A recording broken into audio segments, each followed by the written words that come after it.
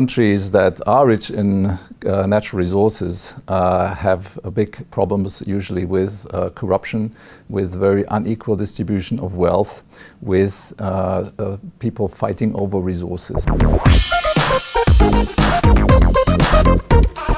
Thomas, can an African nation have a stable economy if they're very heavily reliant on resources?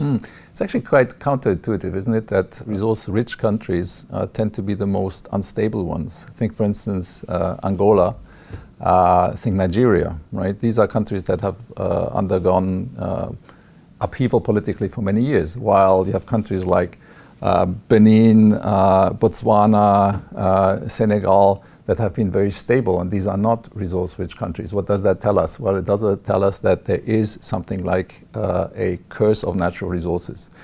In other words, countries that are rich in natural resources have big problems usually with corruption, with very unequal distribution of wealth, with people fighting over resources, right? So resources can be very negative, in fact, if you don't have the political system in place, basically, that would preserve stability.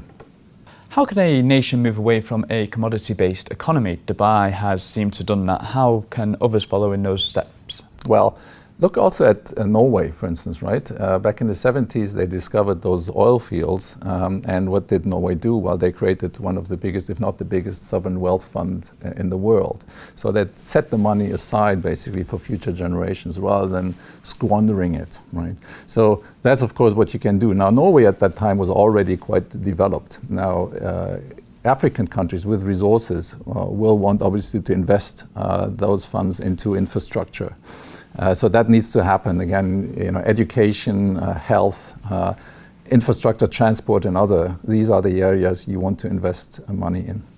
Now, what risks are resources bringing for the economy? Well, the risks are the ones I already mentioned, which is why it's so important to move away from the dependency of one resource. So it's all about diversification in the end, right?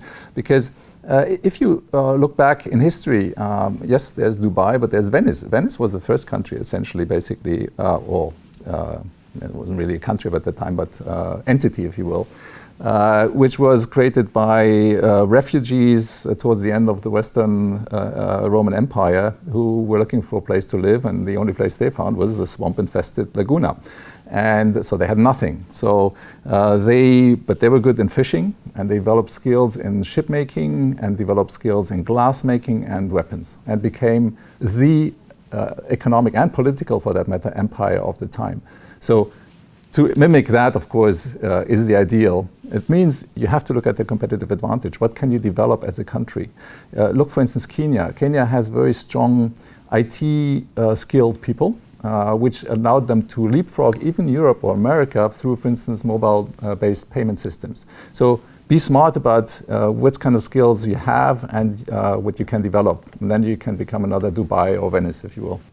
Now, finally, how can public-private partnerships help develop infrastructure in the commodity production line?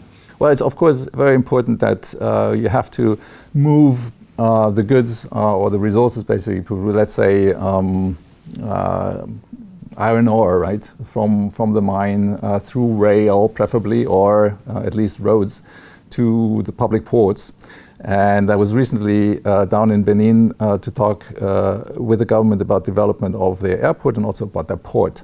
It's very important that there's efficient port infrastructure, also that are priced competitively, so that the iron ore, well, in Benin it's more coal, can be moved out of the country efficiently. So it's very much about transport infrastructure.